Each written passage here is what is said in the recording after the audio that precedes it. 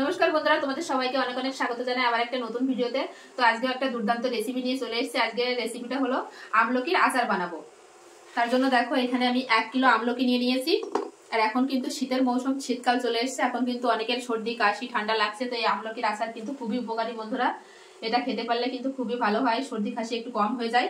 তো অনেকে খেতে চায় না দেখা গেলো, তো আমি আজকে আচার বানিয়ে দেখাবো তোমাদের। আর এইভাবে কিন্তু দুর্দান্ত লাগে বন্ধুরা খেতে। তার জন্য কিন্তু রেসিপিটা দেখার জন্য কিন্তু প্রথম থেকে শেষ পর্যন্ত অবশ্যই ভিডিওটি দেখতে হবে। যে সকল বন্ধুরা নতুন আমার চ্যানেলে, ফেসবুক থেকে দেখলে পেজটি ফলো করবে, আর ইউটিউব থেকে দেখলে অবশ্যই চ্যানেলটি সাবস্ক্রাইব করবে। তো চলো এখন শুরু করি। দেখো আমি কিভাবে বানাই, একদম সহজ পদ্ধতিতে বানিয়ে দেখাবো বন্ধুরা। তো দেখো আমি এখানে 1 কিলো আমলকি নিয়েছি, নিয়ে কিন্তু আগে থেকে ধুয়ে রেখেছি। দেখো পরিষ্কার করে ধুয়ে নিয়েছি।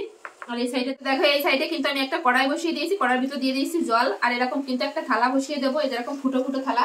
তোমরা চাইলে এখানে গাবলি বা দিতে পারো, তো আমি আমার কাছে আছে থালা, তো আমি এই থালাটাই দিয়ে দেবো এর উপরে।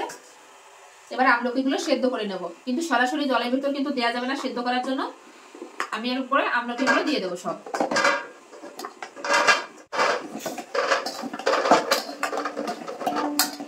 তো দেখো আমি এখানে সব আমলকিগুলো দিয়ে দিয়েছি। এবার উপর দিয়ে কিন্তু ঢাকা দিয়ে দেবো এরকম ভাবে।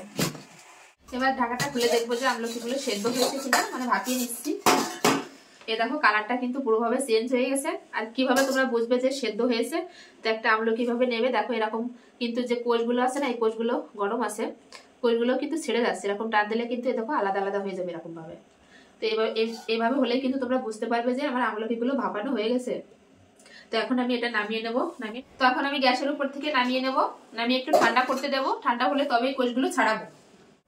দেখো গ্যাসের উপর একটা কড়াই বসিয়ে দিয়েছি, কড়াই গরম হয়ে গেছে। এবার আমলকির আচারের জন্য কিন্তু আমি একটা মশলা বানিয়ে নেবো। তো মশলার মধ্যে কি কি নিয়েছি তোমাদের একবার বলে দিই।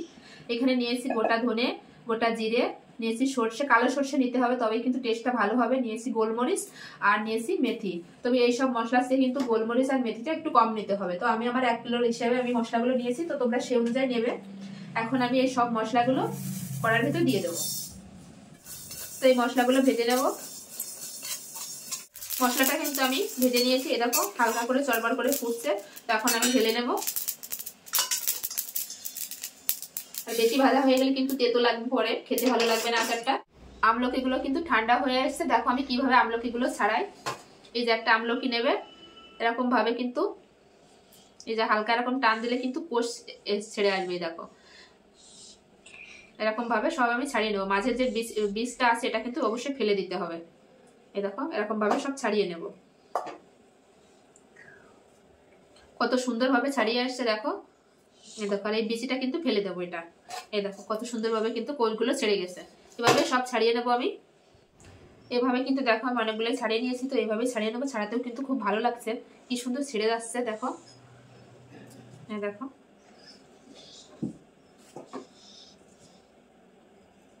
আর এই আমি যেভাবে আচারটা বানাবো, এই আচারটা কিন্তু তোমরা 1 বছর রেখে খেতে পারবে, একদমই কোনো নষ্ট হবে না আমি যেভাবে বানাবো। তো তার জন্য কিন্তু পুরো ভিডিওটা অবশ্যই দেখতে হবে প্রথম থেকে শেষ পর্যন্ত। তো দেখো প্রায় কিন্তু আমার ছাড়ানো শেষের দিকে, আর এই কটা ছাড়ালেই কিন্তু হয়ে যায়। তো কত সুন্দর ছাড়াচ্ছে দেখো কতটা হয়েছে। তো আমি কিন্তু 1 বছরের জন্যই বানাচ্ছি।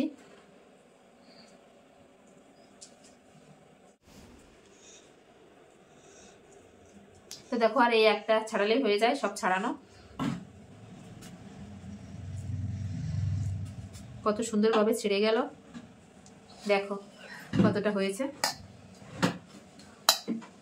যে মশলাগুলো আমি ভেজে রেখেছিলাম, এই মশলাগুলো গুঁড়ো করে নেবো। একদম কিন্তু মিহি করবো না, একটু দানা দানা ভাব থাকবে, তবেই কিন্তু আচার খেতে ভালো লাগবে। তো আমি মশলাগুলো গুঁড়ো করে নিয়ে আসি। কড়াই বসিয়ে দিয়েছি, কড়াই গরম হয়ে গেছে। এবার দিয়ে দেবো সর্ষের তেল। আর যে কোনো আচারে কিন্তু অবশ্যই সর্ষের তেল দিলে খেতে ভালো লাগে। তো আমি সর্ষের তেল দিয়ে দেবো পরিমাণ মতো। মশলাটা কিন্তু আমি গুঁড়ো করে নিয়ে এসেছি, দেখো একদম মিহি করিনি, কিন্তু এরকম আধ ভাঙা আছে, তবেই কিন্তু খেতে ভালো লাগবে। তেল গরম হয়ে গেছে, তেলের ভিতর দিয়ে দেবো কালো জিরে।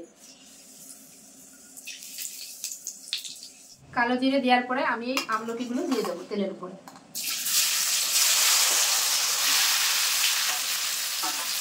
দিয়ে নেড়ে দেবো। তেলের সঙ্গে আমি কিছুক্ষণ নেড়ে নিয়েছি। এবার দিয়ে দেবো লবণ, স্বাদ অনুযায়ী লবণ, কিন্তু লবণটা বুঝে দিতে হবে, কারণ এরপরে আমি দেবো একটু বিট লবণ। এবার দিয়ে দেবো 1 চামচ হলুদ গুঁড়ো, দিয়ে মিশিয়ে নেব। লবণ হলুদ দিয়ে কিন্তু আমি কিছুক্ষণ নেড়ে নিয়েছি। এবার যে মশলাটা গুঁড়ো করে রেখেছিলাম সেই মশলা থেকে কিন্তু আমি 2 চামচ এখন দিয়ে দেবো, আর বাকিটা পরে দেবো।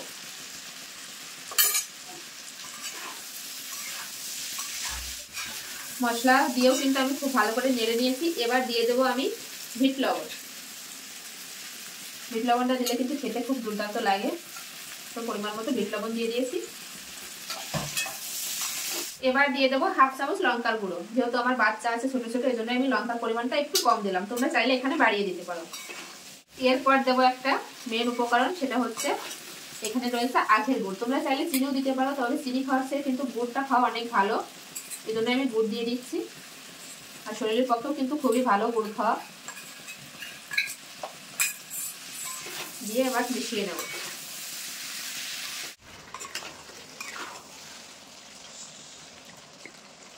গুড় দেওয়ার পরে কিন্তু আমি খানিকক্ষণ নাড়িয়ে নিয়েছি। আর দেখো আমলকিটা কত সুন্দর সেদ্ধ হয়েছে। এই দেখো একদম কেটে দুভাগ হয়ে যাচ্ছে, কিন্তু গলে যায়নি আমলকিগুলো, দেখো কত সুন্দর হয়েছে। এবার দিয়ে দেবো যে মশলাটা গুঁড়ো করে রেখেছিলাম, ওইখান থেকে আরো 2 চামচ মশলা দিয়ে দেবো।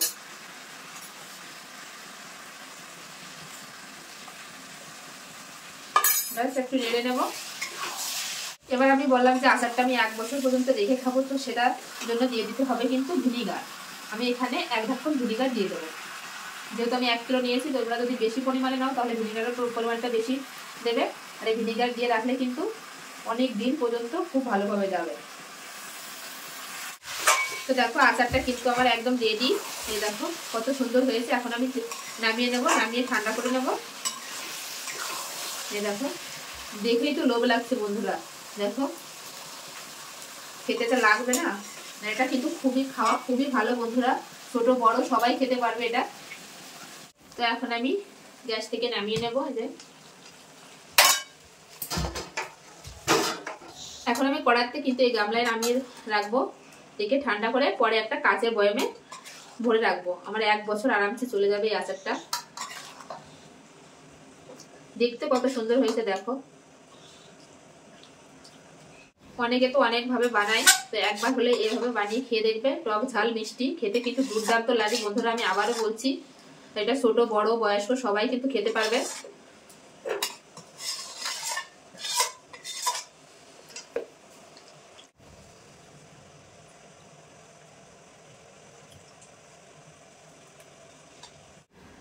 তো দেখো আমার আচারটা কিন্তু একদম রেডি, কিন্তু এখনো গরম রয়েছে। একটু ঠান্ডা হলে আমি কাচের বয়ামে রেখে দেবো। আর আচার সবসময় কিন্তু কাচের বয়ামে রাখবে, তবেই কিন্তু ভালো থাকবে অনেক দিন পর্যন্ত।